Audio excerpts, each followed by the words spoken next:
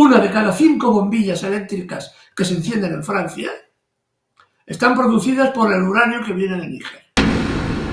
Utiliza una moneda que se imprime en París y que coloca sus reservas en oro en París, en el Banco Central Europeo. Los franceses se quedan con el oro y les dan unos papelitos que se fabrican en Francia de los francos estos africanos que no pueden cambiar en ningún otro mercado financiero si no es en el Banco Central de Francia. Fíjense los televidentes la cantidad de productos que produce África. La guerra ya está, pero se fragua una guerra que podría ser mayor y que podría arrastrar a todo el mundo. Sí, una guerra en donde estaría involucrada sin duda Europa y bueno, pues otra vez las potencias.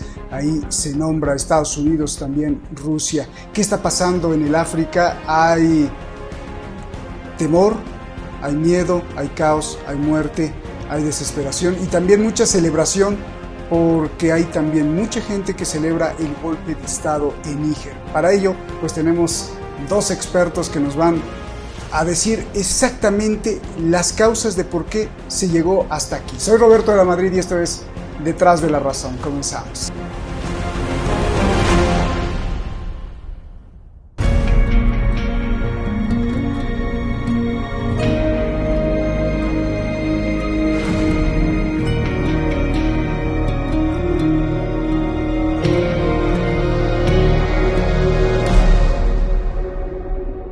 Monsieur Lamine Zen Ali Mohamed est nommé Premier ministre.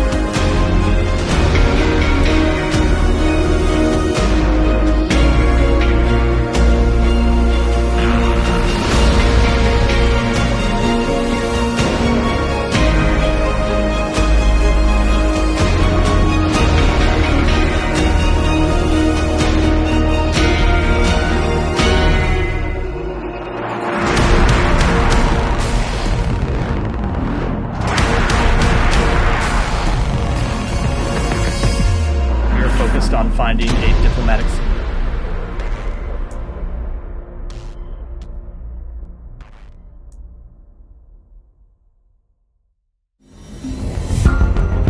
Muchísimas gracias a usted siempre por apoyar este espacio de libertad. Gracias, llevamos ya muchos años, mucha censura, pero seguimos con esta conciencia de Detrás de la Razón. Son ya decenas de miles y eso es gracias a usted, gracias a todos los colaboradores alrededor también del mundo. Está con nosotros Eduardo Luque. Eduardo Luque, siempre yo te agradezco muchísimo, hermano, que levantes la campana, la señal y digas: aquí es donde hay que analizar, aquí es el punto que tenemos que denunciar, que tenemos que profundizar, y gracias por llevarnos siempre de la mano para entender los conflictos que existen alrededor del mundo. Ramón Franquesa, qué gusto saludarte. Ramón Franquesa, pues Eduardo y Ramón son dos intelectuales siempre pues muy respetados y que además hacen su labor, iba a decir en la calle, pero se oye feo, ¿no? Hacen su labor afuera, en la calle, levantando la voz como debe ser todo intelectual, porque muchas veces los intelectuales están comprometidos con la lectura y la investigación en su biblioteca, en su oficina, pero no salen. Y ustedes sí salen y protestan y defienden los ideales de primero el pueblo. Muchas gracias siempre a los dos. Eduardo, pues empezamos contigo. A ver, estamos a punto de ver una gran explosión, una gran guerra en África que arrastre pues prácticamente a las potencias. ¿Y cómo llegamos aquí? Si nos puedes empezar a explicar desde cero para entender bien lo que pasa en Níger, en África, el ultimátum que le dan ciertos países, no todos los países africanos, otros países africanos que defienden el golpe de Estado en Níger, por favor. Pues lo primero que hay que saber es de que estamos hablando de una zona geográfica que, si tenemos en cuenta todos los países que forman la cadena del Sahel, que son los países del centro de África que están en el borde del desierto del Sahara, estamos hablando de una extensión territorial de 3,5 millones de kilómetros cuadrados, que no es poca cosa, y una población que puede rondar los 300 millones de habitantes. Así que tenemos una parte de población muy importante y una parte de extensión territorial también muy importante, ¿no? Que está afectado directa o indirectamente por las circunstancias de lo que está pasando en Níger. Níger tiene una historia, una terrible historia detrás, producida fundamentalmente por la colonización occidental, que durante siglos, prácticamente desde el Renacimiento, estamos hablando del siglo XV y XVI, fue una gran fuente de esclavos para el trabajo sobre todo en Latinoamérica, ¿no? Lo que hoy sabemos que es Latinoamérica. Este drenaje de vidas humanas se ha ido manteniendo en el tiempo hasta llegar a los procesos de ocupación definitiva del territorio que hicieron las potencias occidentales en el siglo XIX. Francia le correspondió gran parte del Sahel, entre otras partes Níger, es el país del que vamos a hablar, del que estamos hablando, y estamos hablando del siglo XIX. ¿Qué es lo que dejó esa parte de colonización como resultante? Pues solamente una cifra puede ser importante para que se entienda. En 1934, la colonización francesa fue también que una hambruna en el país provocó la muerte de 1/4 de la población en menos de un año. Eso fue una de las grandes consecuencias de la colonización occidental, que impidió que esos países, todo el Sahel y gran parte de África, pudieran desarrollarse socialmente, económicamente, a partir de los recursos que tenían, que son zonas, como decimos, que son enormemente ricas, enormemente ricas. La población de Níger, que es extremadamente pobre, es de los países más pobres del mundo, se acuesta todos los días con un manto de enormes riquezas minerales: oro, plata, hierro, cobre y sobre todo uranio. Es el cuarto exportador del mundo de uranio y posiblemente el tercero en reservas conocidas. A pesar de esa riqueza, el país es infinitamente pobre. La colonización trajo hambre y explotación a niveles extraordinarios, y la independencia, que se consiguió en el año 60, de Níger y de otros países más o menos por la misma época, lo único que trajeron fue hambre y más subdesarrollo. En este momento, para que tengamos una idea, Níger provee el 40% de la electricidad que se nutre Francia, aproximadamente, y el 85% de la población de Níger no tiene luz eléctrica. Para que veamos la relevancia del nivel de explotación. Es más, solamente apunto un detalle, ¿no? Esta supuesta independencia, que no es tal, como decía el presidente de Burkina Faso el otro día en un discurso, en una reunión entre líderes africanos, 48 líderes africanos que acudieron a San Petersburgo a reunirse con Vladimir Putin, el presidente de Burkina Faso hablaba de que realmente lo que había traído para África había sido la colonización, una falsa colonización, hablaba él. Lo que había traído era hambruna y subdesarrollo, ¿no? Por eso precisamente está pasando lo que está pasando en Mali, y no es baladí, que ya ha pasado en Ghana, ha pasado en Burkina Faso y ha pasado en Mali. Y va a pasar más. Ya lo adelanto, que la situación, por ejemplo, en Senegal, en este momento, que es un país importante por su población y por las repercusiones que tiene sobre Europa, en cuanto a los flujos migratorios, es una situación explosiva. Hace 2 días llevan ya 46 muertos, la policía y el ejército disparando contra la población porque protestaban porque el principal opositor del país había sido detenido, ¿no? Y la respuesta popular fue esa. ¿Qué ha pasado en Mali? Ahora lo hemos visto. Mali llegó las tropas francesas ya hace una década para combatir el terrorismo. El terrorismo se campa a sus anchas por el país y por toda la zona. Las tropas francesas han sido incapaces o no han querido combatir realmente el terrorismo, porque el terrorismo implica sobre todo subdesarrollo para los países donde se desarrolla. Y evidentemente la población está cansada de que Francia sea todavía la potencia colonial, aunque diga que el país es independiente, al menos de facto, ¿no? La realidad es otra, ¿no?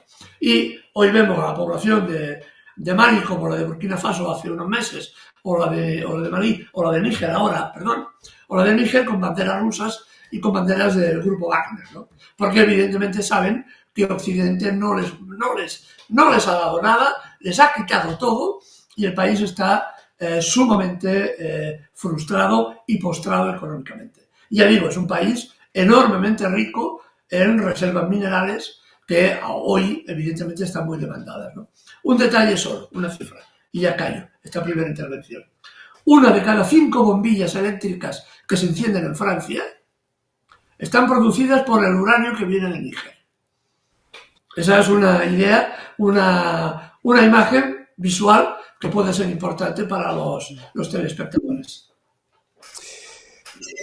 Como lo describes y me arrebataste toda esta descripción, es como si Kafka hubiera sido pintor y ahora se lo voy a preguntar a Ramón. Ramón, a ver, yo no entiendo.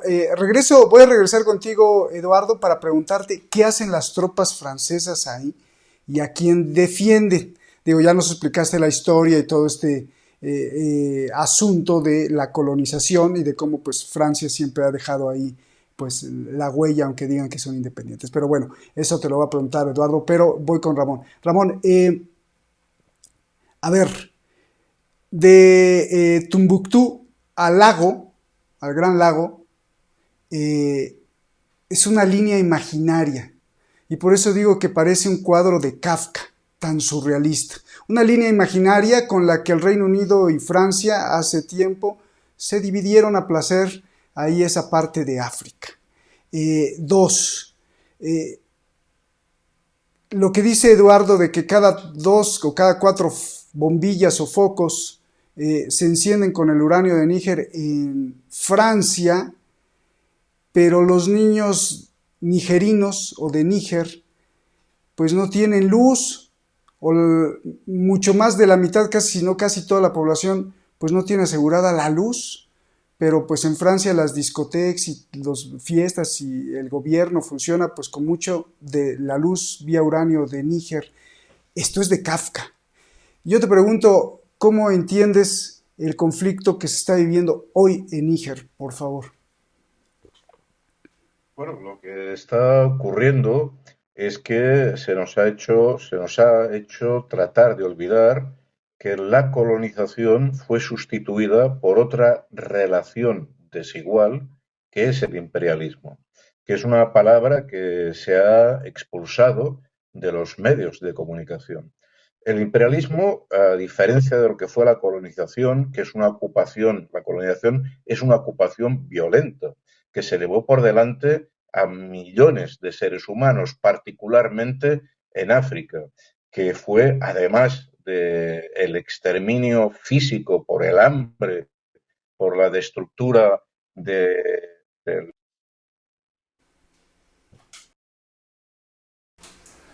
Desafortunadamente se cortó ahí, hay algún problema con la transmisión. Regreso contigo, Eduardo. A ver, 2 cosas. ¿Qué hacen ahí las tropas francesas? ¿A quiénes apoyan?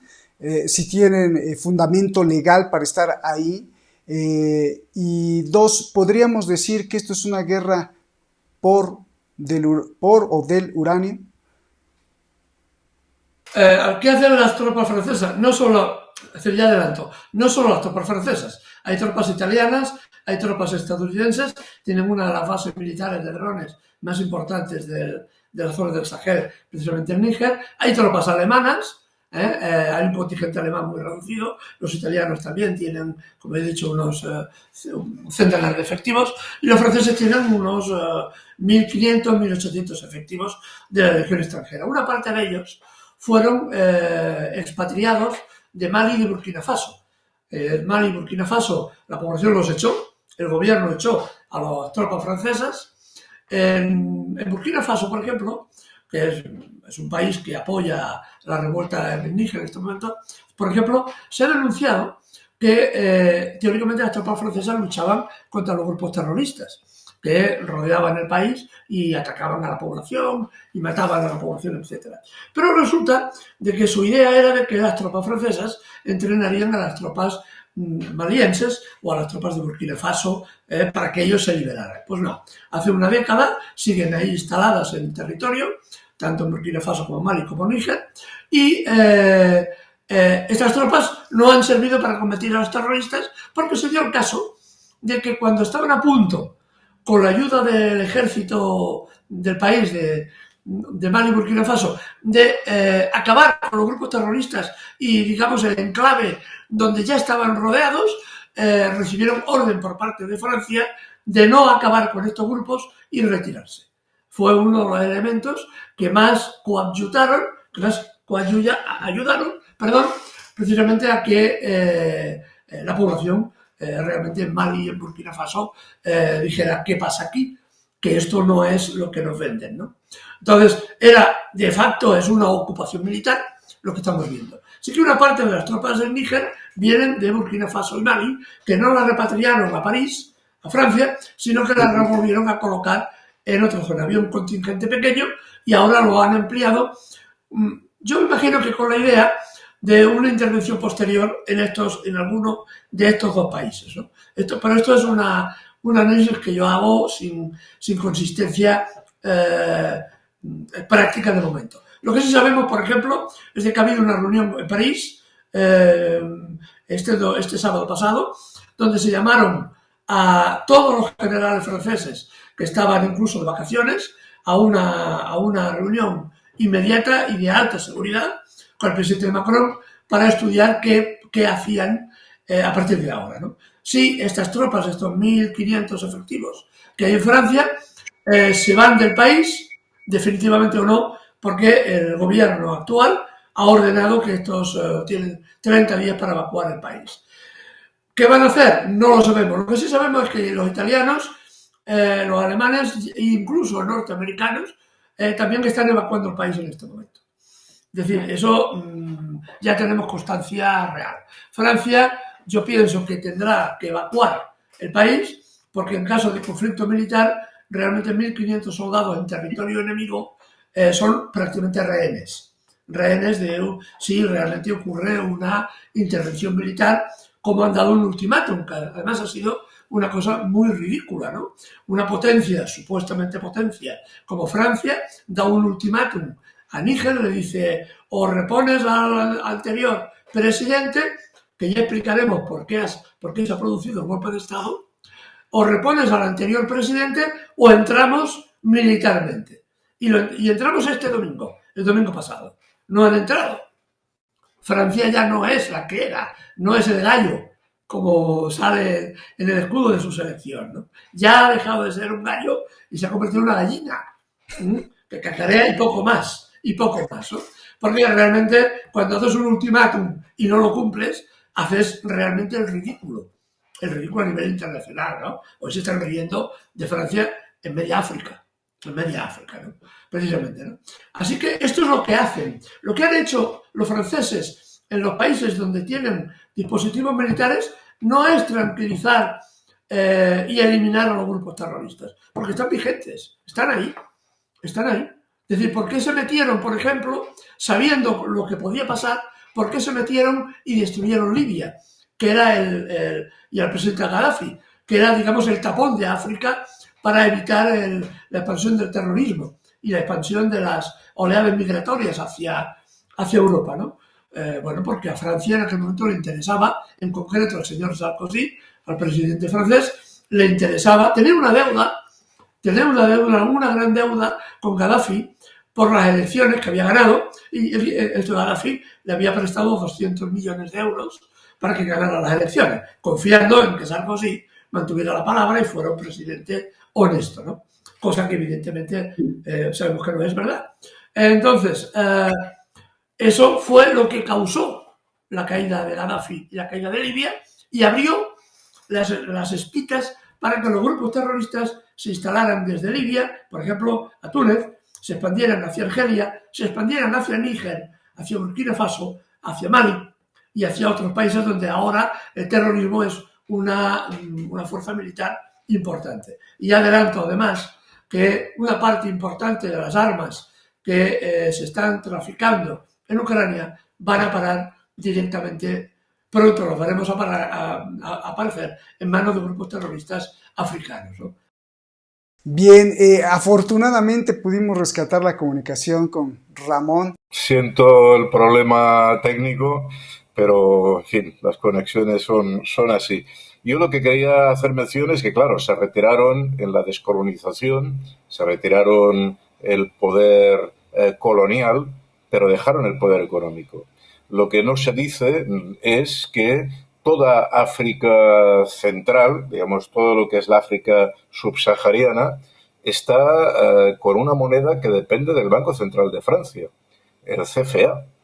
Y resulta que, si bien Francia ha quedado en una posición subordinada en Europa de Alemania, porque quien controla el euro en Europa es Alemania y no Francia, en cambio Alemania dispone del control de una moneda que utilizan del orden de 190 millones de personas. Es decir, el CFA, en la comunidad francófona, utiliza una moneda que se imprime en París y que coloca sus reservas en oro en París, en el Banco Central Europeo. Los franceses se quedan con el oro y les dan unos papelitos que se fabrican en Francia de los francos estos africanos que no pueden cambiar en ningún otro mercado financiero si no es en el Banco Central de Francia. Es decir, Francia aquí lo que tiene es un dominio claramente imperialista, de manual, hasta el punto, yo quiero hacer un homenaje hoy aquí a un autor africano, a Walter Rodney, que en los años 70 publicó un libro que se llamaba De cómo Europa subdesarrolló África, un libro que editó Siglo XXI, una editorial mexicano-española. La curiosidad es que cuando ahora vas a la biblioteca a buscarlo, he ido antes de esta entrevista, me he encontrado con el logo del FBI diciendo que eso era un texto políticamente no adecuado, que, en fin, como si fuera una cosa llamando al terrorismo. Un libro de hace 50 años. Lo que quiere decir que seguramente hoy es tiempo de volver a releer estos libros, porque lo que está ocurriendo en Francia es que se está cayendo el decorado y está apareciendo la realidad. Países que son enormemente ricos en recursos, pero que han quedado empobrecidos y que encima el mismo presidente Macron hace unos meses se permitía hacer escarnio y burla de uno de los presidentes de esta comunidad, achacándole que ellos eran los culpables del subdesarrollo, de la falta de educación y de que la gente pase hambre. Bueno, se ha abierto otro camino, van a tenerlo muy complicado, porque en este momento veo aquí que colocáis el texto, que afortunadamente veo que queda disponible, ¿no? Pero vuelvo a decir, en una biblioteca hoy me aparecía el logo de que ese libro no estaba disponible, y el logo del FBI, que es la primera vez que yo me encuentro con esto.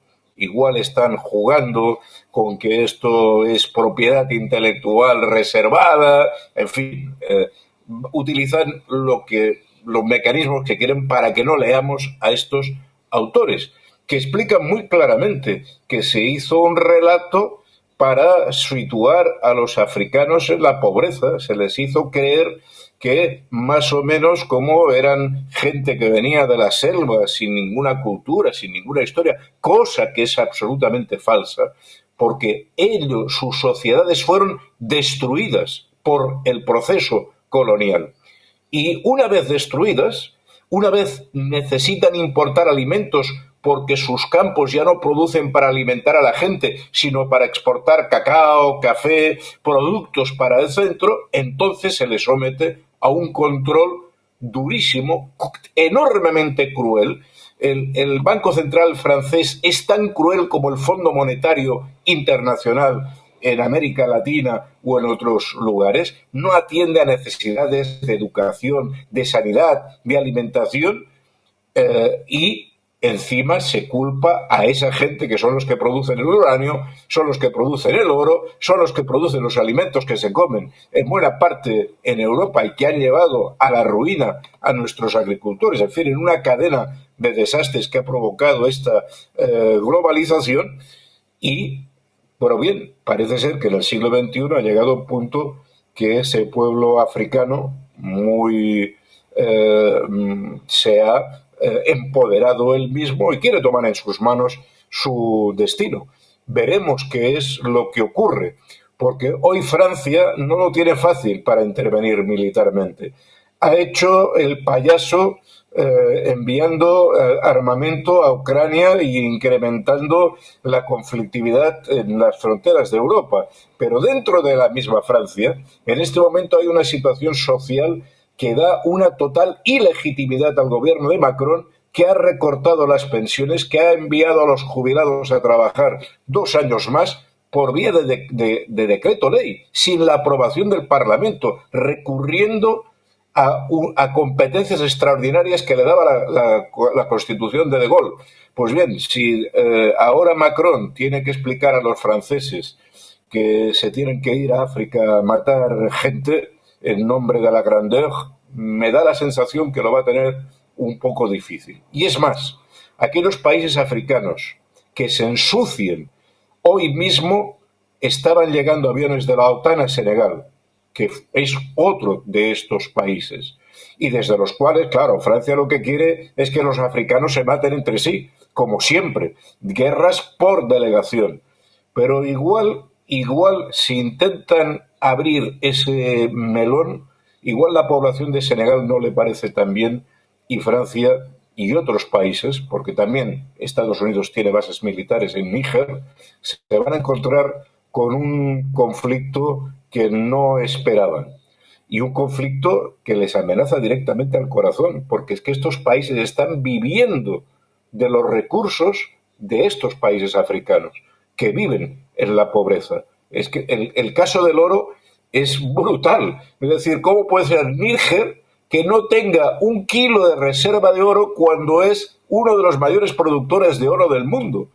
Bueno, son estos mecanismos perversos de control financiero que los países europeos, y Francia en particular, han impuesto sobre los países africanos, pero las cosas están cambiando. Esta respuesta colectiva de 4 países africanos, de 3 que están en el CFA, Burkina Faso, Mali, Níger y Argelia, que no está, pero que toma posición solidaria con estos países, es un fenómeno nuevo. Normalmente siempre he conseguido que se peleen entre sí, y van a intentarlo, van a intentar que Senegal, que Nigeria entren a poner los muertos, y la primera infantería en ese conflicto, pero se pueden encontrar, vuelvo a decir, con un susto, porque la población de Senegal ni de Nigeria están muy satisfechas de cómo Estados Unidos, en el caso de Nigeria e Inglaterra, y Francia, en el caso de Senegal, han estado manipulando la riqueza de estos países durante los últimos 60 años, desde la Segunda Guerra Mundial. Eduardo, antes de preguntarte cómo se fragua el golpe de Estado, 2 cosas importantes que el público nos pregunta, que quiere saber. ¿Por qué de un lado tenemos un grupo de países, la CEDAW en África, un grupo de países que se sienten como poderosos, que amenaza a Níger, a los golpistas, y les dice lo mismo que dice Francia, repongan al presidente supuestamente electo democráticamente, o si no, intervenimos militarmente? Es decir, ciertos países africanos amenazan a su hermano africano de entrar e invadir, me imagino, e intervenir militarmente si no regresan al presidente. Pero otros países africanos, o sea, otros hermanos africanos, dicen, si hacen eso, es como faltarle al respeto y herir a parte de África, entonces nosotros también entramos militarmente a apoyar a los golpistas, y entonces se arma la megaguerra grande. Mi pregunta para entender, Eduardo, es ¿por qué este grupo de países amenaza a los golpistas en Níger y por qué otro grupo de países africanos defiende a los golpistas? Y entonces esa ya será la segunda pregunta, ¿qué riesgo hay de una superguerra dentro de África? Pero primero esto para irlo entendiendo, Eduardo. Lo que pasa es que los países africanos que dicen que van a intervenir militarmente, que han hecho el ultimátum, que no se ha cumplido, que se cumplía, como digo, el domingo pasado y no se ha cumplido, que van a intervenir militarmente, son países absolutamente, sus dirigentes políticos, absolutamente dependientes de Francia. Tienen intereses económicos muy importantes en Francia, con las regalías que les caen a estos presidentes, terriblemente corruptos, por cierto, con las regalías que les caen de las operaciones que hacen las empresas francesas en su continente. Y aparte hemos de hablarlo, que es relativo, porque, por ejemplo, Nigeria, que es un país importante por población, que podía además ser fronterizo con Níger, que podía intervenir, su presidente, muy cuestionado dentro del país, por cierto, por corrupción, decía que sí. Y en cambio el Parlamento, el Senado del país, ha dicho que no, que ellos no entraban en guerra, que ellos ni locos iban a apoyar la posición del presidente para movilizar tropas e invadir Níger, ¿no? Eso también ha pasado. Senegal, que decía que iba a intervenir, si vemos alguno de los mapas, vemos cómo tendría dificultades de intervenir, y Senegal, como acabo de decir, tiene una situación interna explosiva. Es decir, otros países como Guinea han dicho que no van a intervenir, que ellos que con ellos no cuenten, ¿no? Para nada. Así que queda prácticamente la única posibilidad de intervención son prácticamente Nigeria, que es el único país que ya digo que tiene problemas también internos y que su parlamento ha dicho que no, apoyado por Francia. Es decir, estos ejércitos, los ejércitos de estos países son muy limitados y evidentemente lo utilizan de carne de cañón. Son los franceses y Occidente el que está detrás empujándoles a la guerra. Evidentemente, ¿qué han hecho otros países como Mali o como Burkina Faso, ¿no? Que son países aliados de siempre de Níger? La historia, por ejemplo, de Burkina Faso, nos remontamos a los años 80, 86, cuando había un dirigente político al que llamaban el Che Guevara africano, que era Sankara, que era Teodoro Sankara, ¿no? Era un revolucionario que quería para su país un desarrollo económico y social importante y puso en marcha muchos proyectos que iban en contra de Francia. Lo mataron. En el 86 lo asesinaron. Igual que a Patrice Lumumba en los años 60, que luchaba por la independencia, que también fue asesinado.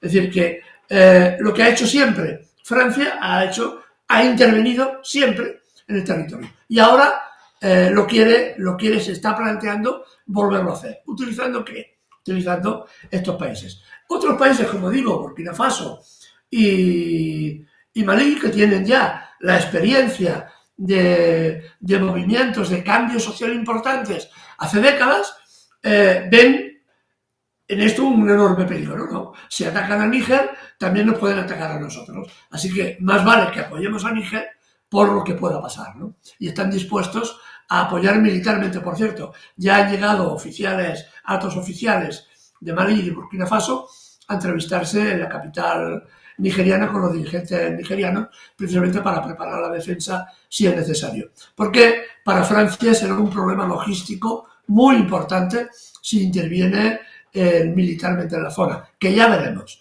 que ya veremos. También se decía lo mismo de intervención militar en Malí y en Burkina Faso y no se atrevieron, ¿no? Ahora la cosa se les complica todavía más. El problema para Francia es de que su industria nuclear depende del uranio de Níger. Y no solo eso, no solo eso. Para Europa tiene un peso muy significativo también el uranio de Níger, porque una parte de la electricidad excedente de Francia va a parar a Alemania. Y Alemania ya sabemos que tiene un gravísimo problema con el gas ruso que ya no le llega. Entonces, para completar sus necesidades energéticas, Alemania le pide ayuda a Francia. Y Francia se la da en base a que tiene, me parece que son 12 o 14 centrales nucleares y tiene un excedente eléctrico. Entonces, esto le proporciona electricidad a Alemania. Así que tenemos una relación de cosas que se van complicando progresivamente, ¿no? Ramón, me quedé impactado con lo que estás diciendo. O sea, me estás diciendo que la moneda que circula en Níger, su propia moneda soberana, no se imprime en Níger, sino se imprime en Francia a cambio de oro, y ese oro nigerino no se queda en Níger, sino se queda en Francia. Esto es un robo. Y además está basado en qué ley, o sea, legalmente, ¿cómo se sustenta esto? Esto se sustenta porque tratan de convencer a los africanos que son incapaces de tener una moneda propia.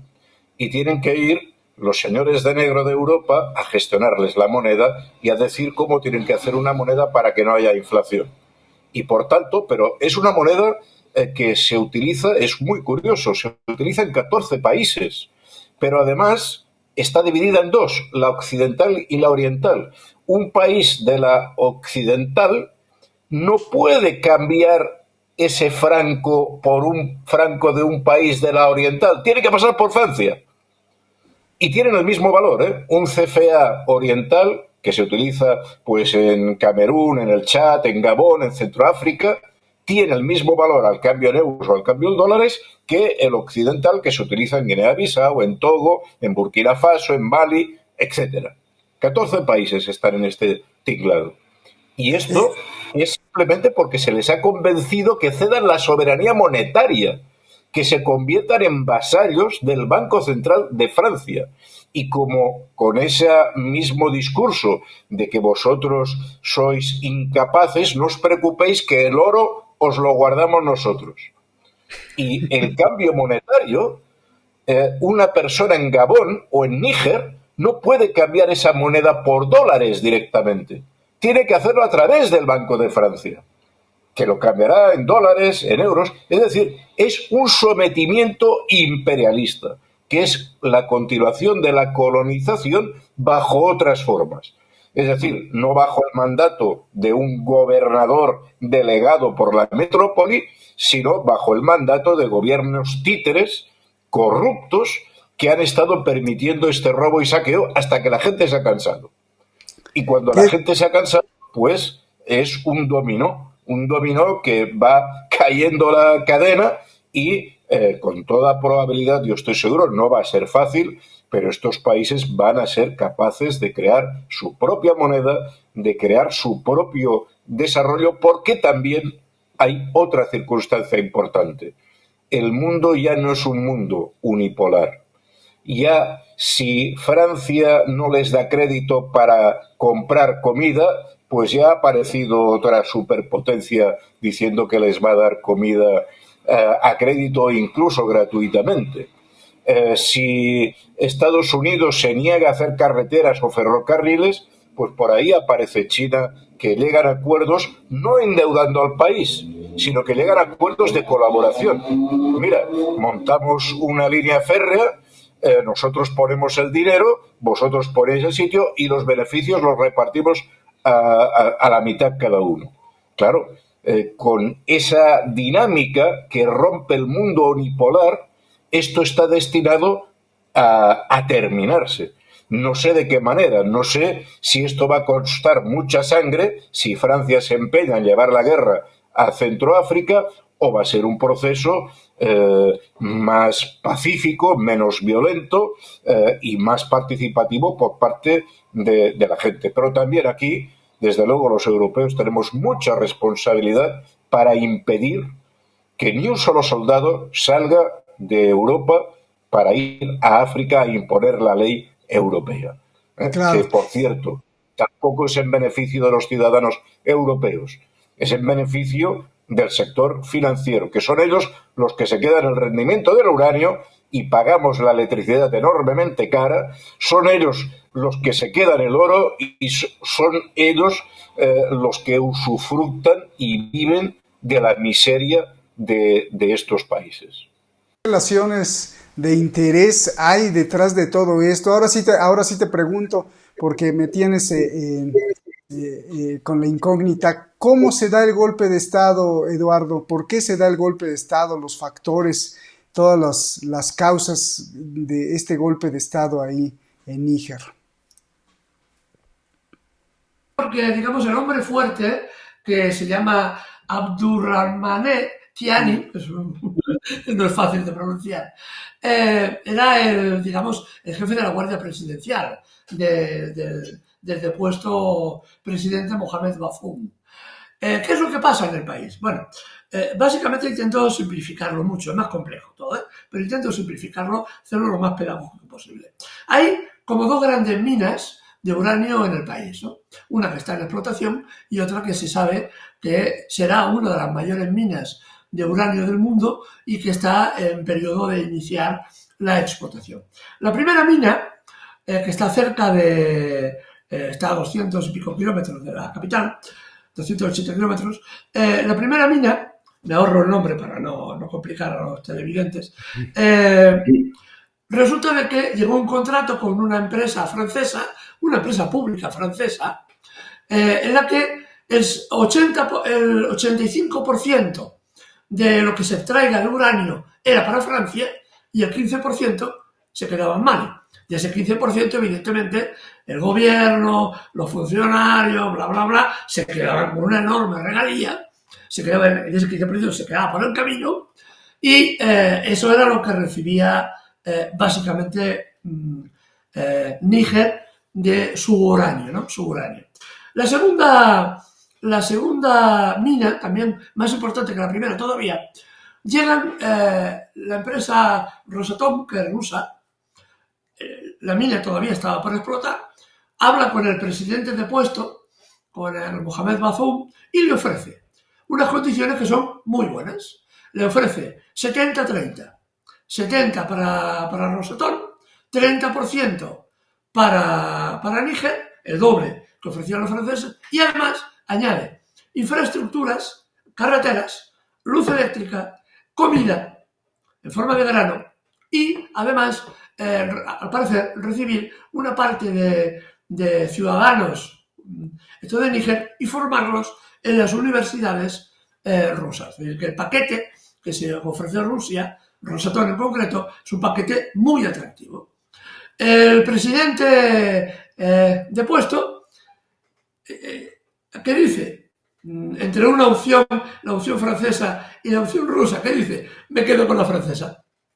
Y evidentemente esto provoca el golpe. Porque claro, de doblar los ingresos o triplicar o cuadruplicar ingresos, infraestructuras, etcétera, etcétera, a no hacerlo, esto provoca un enorme descontento en el país cuando se sabe y evidentemente es el caldo de cultivo del golpe de Estado. Aparte que hay, obviamente, como en todo de muchos de estos países, intereses personales en medio, corrupción, esto es más que evidente, ¿no? Pero el núcleo central era la disputa entre una oferta a la baja que hacía Francia y una oferta al alza que hacía Rusia. Y el presidente, en lugar de quedarse con lo más positivo, se queda con lo menos. Uy, uy, uy, eso ya explica pues muchas de las cosas que se mueven a nivel geopolítico. Oye, déjame bombardearte con más preguntas, Eduardo. ¿Y qué hace o por qué se acerca el grupo Wagner a esa zona? O sea, el ejército privado ruso, Eduardo?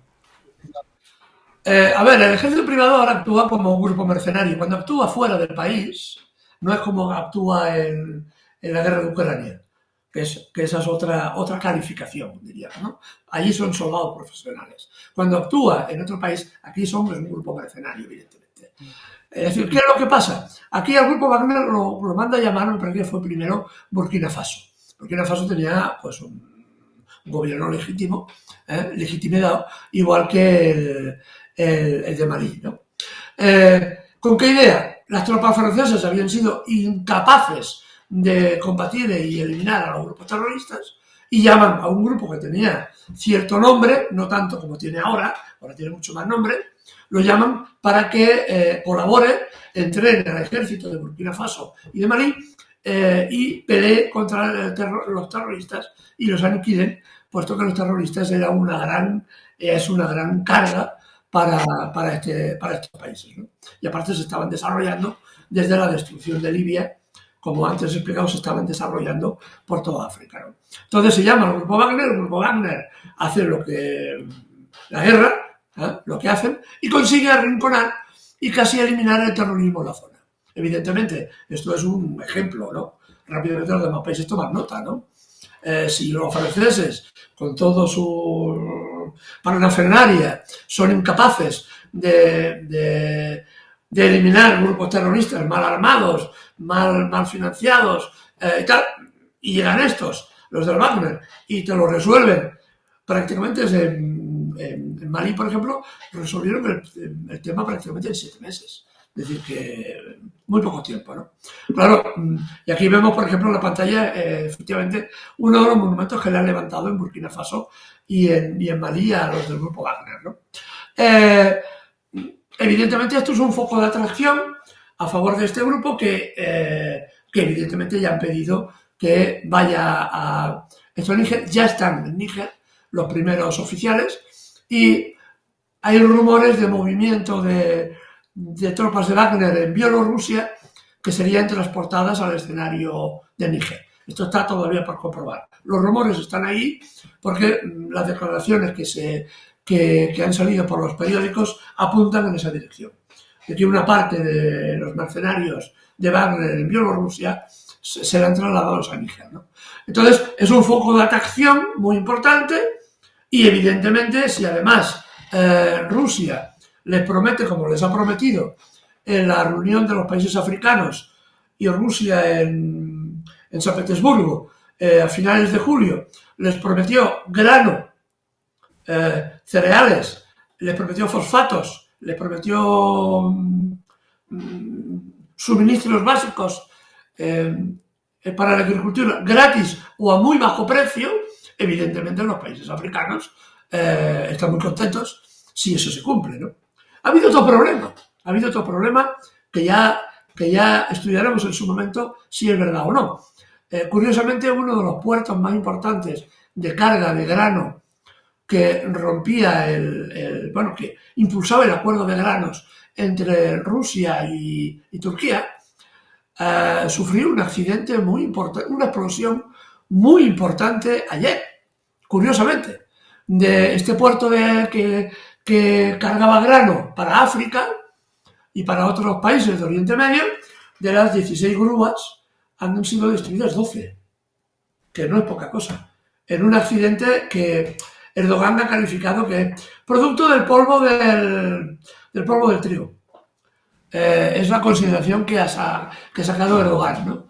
Lo curioso es que eso es un puerto de carga de grano que iba a ser distribuido por África, ¿no? Y que evidentemente hay países como Estados Unidos y Occidente que están opuestos a que Rusia venda o regale ese grano a quien lo necesita. No sé si es una casualidad, pero como en política hay pocas casualidades, hay que tener esto también en cuenta, ¿no? Que el escenario de África, el escenario africano, tiene relación con todo lo demás que está pasando en todo el mundo. Eduardo, además de decir que esto es una guerra por el uranio, la guerra del uranio, digamos, puede ser algo más. Algunos otros analistas apuntan que subyace un tema también quizá más importante que el uranio para algunos o algunas corporaciones en Europa, que es instaurar, perfeccionar todo un ducto de hidrocarburos que justamente pasaría por Níger y que va hacia el Mediterráneo y sale hacia Europa. ¿Qué podemos decir de esto? O sea que hay demasiados intereses, obviamente, sí. Hay otro proyecto, efectivamente, me parece que era desde Nigeria, con un oleoducto, perdón, hacia Argelia, pero hay una parte ya construida y otra parte que no está construida todavía. Pero que sería un proyecto faraónico, estamos hablando de casi 4.000 kilómetros, que surtiría de gasolina y de petróleo a la necesidad de Europa, ¿no? Pasa que es un proyecto que está ahí, un proyecto que necesita de países que sean amigos de Occidente o que sean vasallos de Occidente para que no reclamen tampoco una cosa tan elemental como son las regalías, ¿no? Si pasa un gasoducto por tu territorio, tú has de pagar un alquiler, ¿no? Por ese conducto, ¿no? Entonces, si son países amigos de Occidente, y digo lo de amigos entre comillas, evidentemente sale mucho más barato que no hacerlo de otra forma, ¿no? Pero este es otro proyecto que está también en medio y que evidentemente Occidente en la situación actual mira con mucho interés, ¿no? Pero primero necesita pacificar esa zona, convertir toda la zona en países amigables y a partir de ahí iniciar ese desarrollo, ¿no? Pero no parece que estén en la mejor de las situaciones, porque los pueblos tienen memoria, y los pueblos recuerdan los enormes costos de la colonización y la descolonización y la independencia que no están, ¿no? Entonces, es muy difícil implementar estas obras porque necesitan de de un apoyo político que todavía no tienen, ¿no? Ahí está el debate todavía. Eduardo, varias preguntas más antes de quitarte, bueno, de seguirte quitando el tiempo y dejarte ir porque sabemos que tu agenda es apretada. Oye, ¿qué posibilidad hay, qué riesgo hay de que sí estalle una gran guerra en África al ver pues todos estos elementos? Parecerías que sí hay un peligro. ¿Cómo lo ves tú? ¿Y cómo podría esto arrastrar pues también a Europa? A ver, una guerra es posible, no es necesariamente obligatoria, porque las dificultades para Francia y para Occidente son muy complicadas, logísticamente es muy complicado mantener una fuerza de ocupación en un territorio cuando la población está en contra. Has de protagonizar un auténtico genocidio, para conseguir un dominio político territorial de la zona, incluso utilizando ejércitos de países vecinos como sería Nigeria o como sería Senegal. Senegal ya hemos dicho, ya lo hemos explicado que lo tiene muy complicado y Nigeria tampoco lo tiene claro. Es decir, que sería muy complicado, pero hay una alternativa que pienso que los estados mayores de la democrática Unión Europea, y digo democrática entre comillas, está valorando, ya lo adelanto, que es un incremento exponencial del terrorismo en la zona. Si yo no puedo intervenir militarmente, porque implica ocupar un territorio con la población en contra, y eso es muy complicado, y más si la población se le arma y se le entrena, y están los mercenarios del grupo Wagner esto detrás, eso implica muchos problemas, sí que puedo recurrir a grupos terroristas que aumenten, digamos, que hagan daño al país y que provoquen, en fin, el malestar y guerras civiles pequeñitas, pero que tienen el mismo sentido, ¿no? Ya lo hemos de decir, claro, lo hemos dicho aquí en este canal y en otros muchos sitios. Una gran parte del terrorismo internacional está financiado por Occidente. Hasta los tribunales franceses lo han reconocido, en el caso sirio, que empresas francesas, grandes cementeras francesas, lo han reconocido los tribunales franceses. Estaban pagando a los yihadistas en Siria. Así que la financiación está clara. Está clara en muchos sitios. Así que es posible que lo que veamos sean como grupos terroristas que intervienen en la zona de forma más intensa.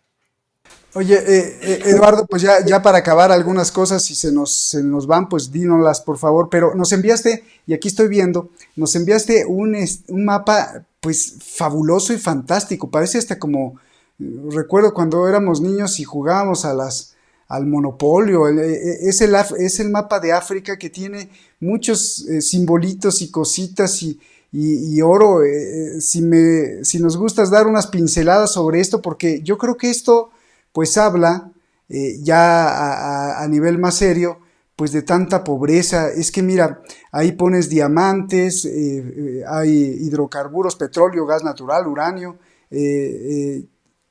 tremendo ese mapa que creo que ilustra pues la sed, ¿no? La sed de los que quieren robarse esto. No sé cómo nos das unas pinceladas de esto, me gustaría que hablaras sobre esto.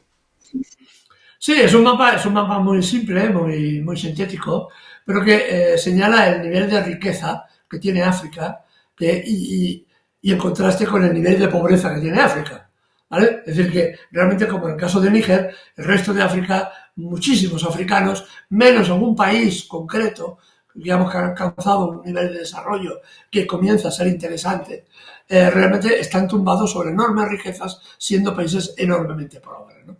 Pero hay una reflexión que yo quiero hacer, ¿no?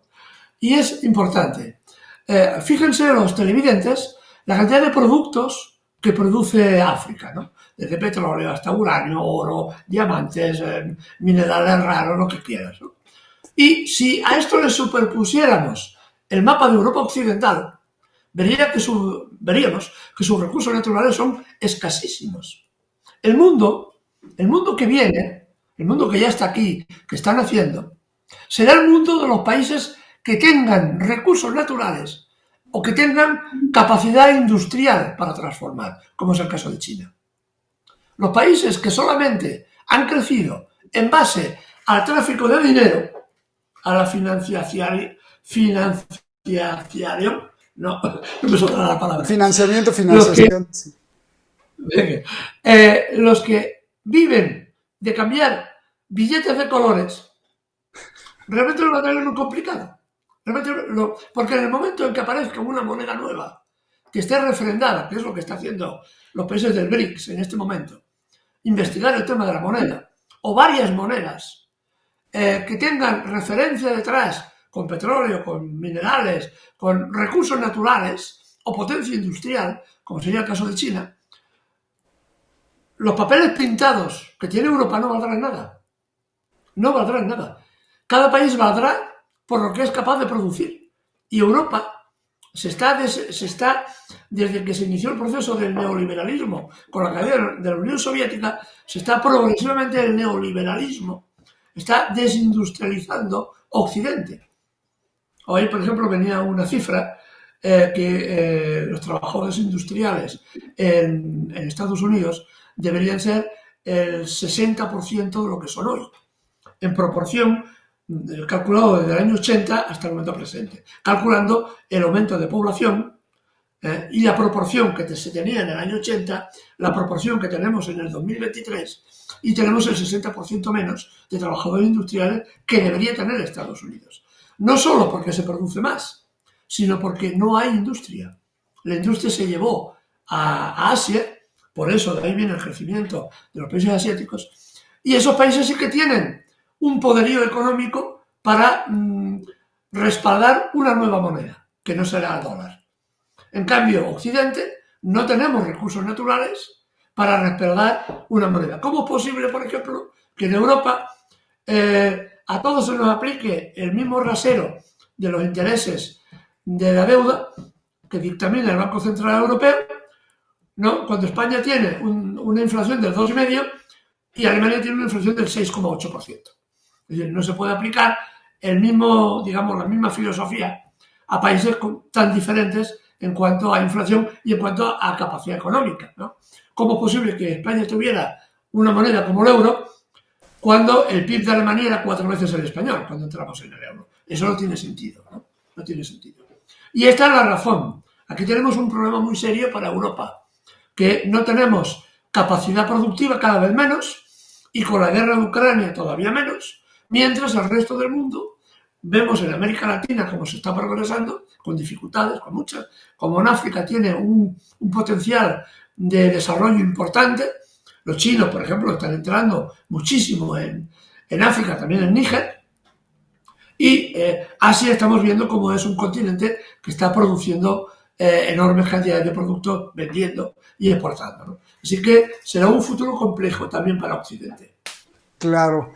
Te vamos a poner, también nos enviaste una caricatura que es tragicómica, que lastimadamente pues es así, nadie la puede contradecir.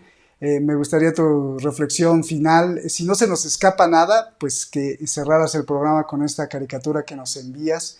Y un poco lo que decía Ramón, me pareció muy importante hacer esta denuncia, que la palabra imperialismo ha sido desterrada de los noticiarios, de los noticieros, de los informativos, de los periódicos, de los principales medios de comunicación. Imperialismo no se usa, y eso es muy lamentable, muy grave, y creo que es una traición al propio pueblo, porque pues esos medios deberían de estar informando y deberían de estar usando todos los elementos del lenguaje. Tú que además sabes de lingüística, ¿cómo se crea esa narrativa quitando la palabra imperialismo de cualquier noticia? Y aquí está, creo que la caricatura que nos enviaste. Por favor, Eduardo. Sí, no, es una caricatura que es bastante evidente, ¿no? Como el hueco que se queda de África se reparte en un montón a Europa y otro montón a Norteamérica, ¿no? Esto es una evidencia de lo que está pasando, en África en este momento y en otros países. Pronto va a pasar también este montón de dinero que se ve en Europa. Pronto va a pasar también en Europa. Veremos también un agujero muy importante en Europa y cómo ese dinero se va a intentar llevar también para Norteamérica, ¿no? Las palabras tienen sentido por su propio peso, ¿no? Y claro, la palabra imperialismo es una palabra fea que significa que un país controla muchos otros países, ¿no? Entonces ahora eso ya no se lleva. Hay toda una relación lingüística aplicada sobre cómo tergiversar las palabras. Ahora se lleva neocolonialismo, que parece así una cosa de golpes blandos. Hay otros que hablan de golpes blandos. Ya no hay una imposición de un golpe civil, como por ejemplo el que se está desarrollando en Colombia, o el golpe que se dio contra Lula. Esto en Brasil fue un golpe, mitad militar, mitad cívico, pero eso ya no se habla de golpes de Estado, sino una causa penal. Es decir, cómo se tergiversan las palabras realmente es muy importante, y eso es lo que decía Ramón. Y ahora dejo la palabra, veo aquí a Ramón de nuevo. Esto dejo la palabra para él, porque evidentemente estamos manipulando las palabras para que sean otra cosa. Terrible, tremendo lo que dices, y qué denuncia tan grande. Ya no te quiero quitar mucho el tiempo. Por cierto, Shadi Narváez, aquí al mando del equipo, ya encontró el libro que tú estabas mencionando, incluso en PDF, pues antes de que lo censure ahí también el FBI. Afortunadamente el internet es un monstruo gigantesco que pues no puede controlarlo todo el FBI, pero por si quieres, pues que tengamos el PDF para que lo tengan, y la gente que también quiera leerlo, pues ya está. Sí. Oye, Ramón, una última pregunta. ¿Por qué? Y si Eduardo, si tú tienes un apunte que hacer, adelante, pero Ramón, ¿por qué es tan importante el Sahel? ¿Y por qué muchas personas les preguntas qué es el Sahel y pues no lo conocemos bien, no conocemos esa importancia? Es quizá estrategia de las grandes potencias de no mencionarlo mucho, pero por eso estamos aquí. ¿Por qué es tan importante toda esta franja ahí en África llamada Sahel? Bueno, habría muchas razones, ¿no? El Sáhara es una barrera natural enorme, ¿no? Y eso es una manera que tienen ellos de dividir el mundo. Es decir, para una compañía minera da lo mismo estar al norte que al sur del Sahel, porque colocará un barco y se llevará pues el producto minero, el producto agrario, con containers para los países del norte. pero en realidad es como si esta gente que vive al sur del Sahel, que es una verdadera gran muralla china, mucho más dura que lo que puede ser la muralla de Trump, eso permite que vivamos en un mundo que les podemos robar los recursos, pero a la vez, en este mismo mundo, a unos pocos kilómetros, hayan unos desequilibrios de renta brutales. Es decir, a partir del sur del Sahel se dispone de una mano de obra barata, de gente que está dispuesta a trabajar por lo que sea, porque tienen dificultad para acceder a los alimentos, y desde ese punto de vista lo que se trata es de contener la muralla. Una es el Sahel, la siguiente es el mar Mediterráneo. Pero no olvidemos que los países del mar Mediterráneo, Argelia, Marruecos, Libia, Egipto ya no tanto, pero son países con poca población. La población africana se sitúa del Sahel hacia el sur. Y lo que hay es que Europa, la OTAN, trata de mantener esa barrera de contención entre los pobres del mundo y el jardín europeo de Borrell.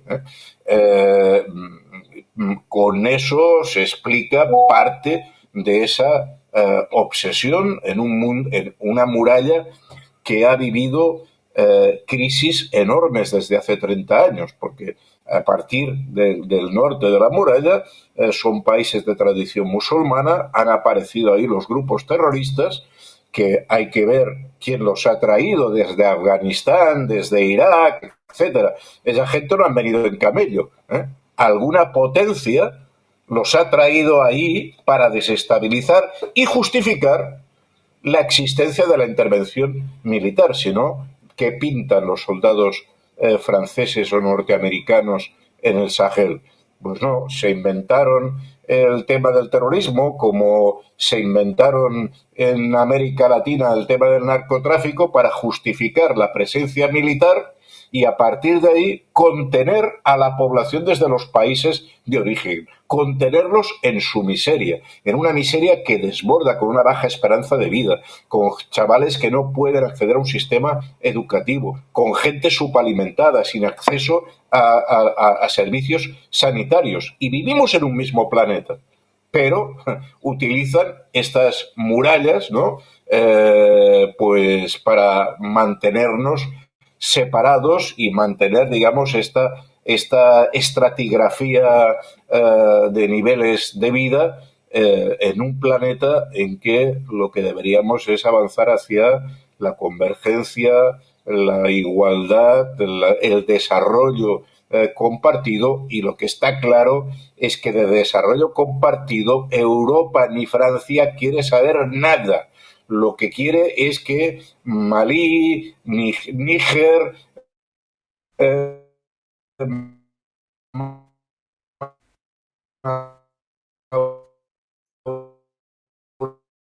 ¿no? Yo siento que en esto a ver, se les ha acabado la paciencia.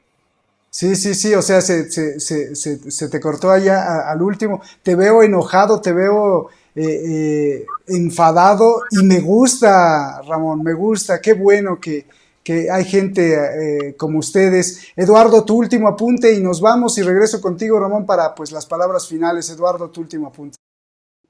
Mira, mi último apunte, yo no me resisto a hacer como hace Ramón, y os invito también estos dos libros de un escritor amigo de Ramón y amigo mío, desgraciadamente muerto ya hace 3 años, a mí, que nos conocimos los dos, y un gran amigo que precisamente teorizó muchas de las cosas que están pasando ahora en el Sahel. Hablaba del sur global, de la necesidad de que el sur global, entendido como los países africanos y los países latinoamericanos, se rompieran con las cadenas del neocolonialismo, del imperialismo que hablaba Ramón, para abrir nuevos horizontes, ¿no? Esto es una de las cosas, de las tesis que en sus libros escribía Samir Amin, y que ahora Yo ayer lo pensaba, ¿no?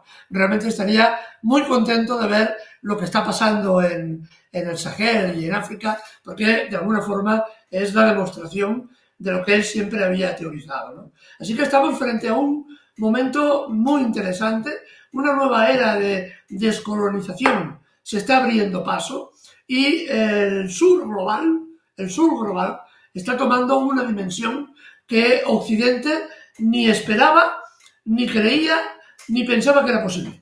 Una opción que va a cambiar las estructuras de lo que hasta ahora había sido África, la África subdesarrollada, y que va a influir también en América Latina. Estoy de eso más que convencido, ¿no? En fin, esto es lo que ahora ya podemos pensar que se está abriendo en un futuro inmediato en esta zona. Te agradecemos mucho, Eduardo, te agradecemos muchísimo. Ramón, pues despide el programa, tu conclusión, tus pinceladas finales, por favor.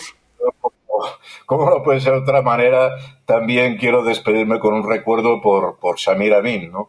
Un profesor extraordinario, maestro, una persona que fue capaz de entrever lo que se venía, de desnudar lo que estaba pasando para quien quería escucharlo, que fue profesor en la Universidad de París, pero que cuando se jubiló, pues se fue de profesor emérito a África, a Senegal.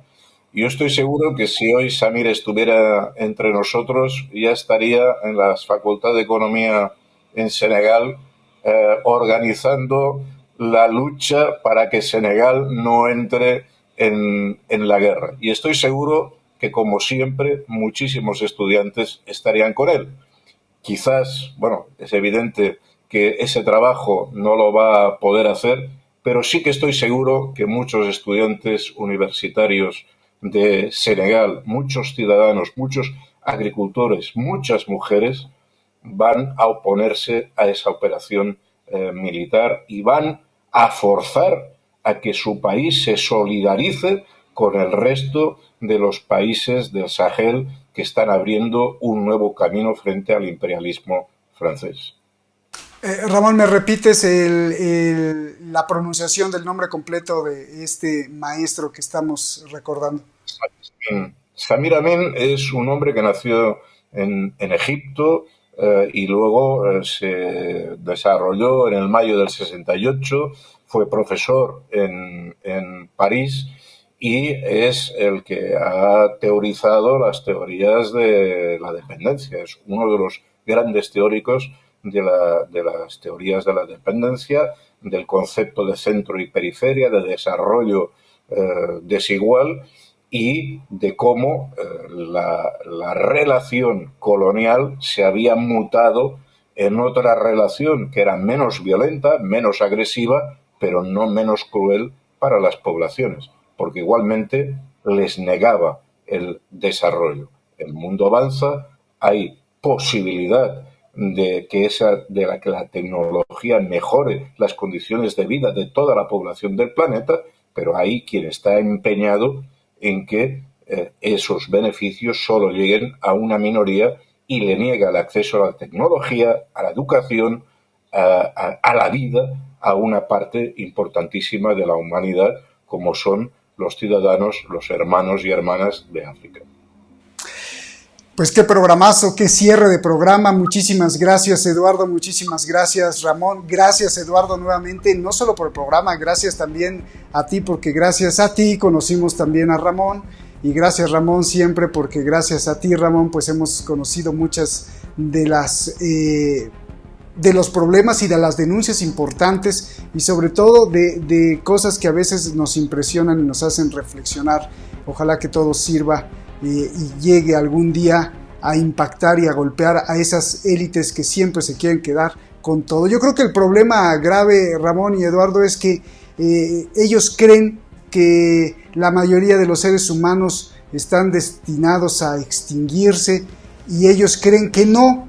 Entonces, por eso quieren acumular siempre la riqueza para ellos, no compartirla y aplastar pues a todos los demás. Pero resulta ser que la muerte pues es lo único que todos tenemos seguro y ellos no lo quieren entender.